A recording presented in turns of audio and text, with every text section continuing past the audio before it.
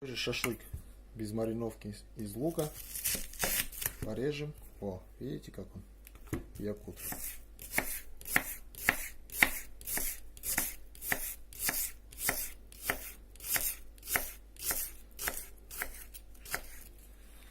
Так.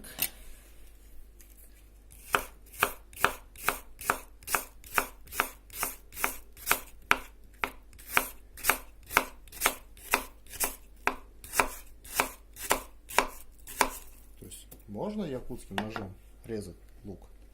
Ну, шинковать, я имею в виду. Ну, вообще-то дома мы... Вот такой я еще сделал супруге. Узбекский пчак. 9 ХФ сталь. Ну, этот честный 0, там вообще прям аж звенит он.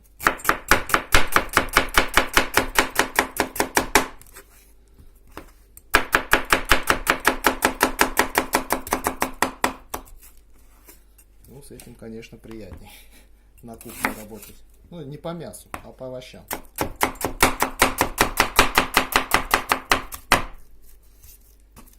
Слишком мелко, не надо так резко.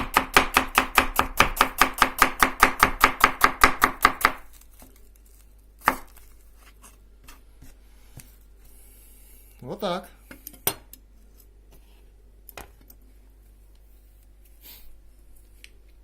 Все.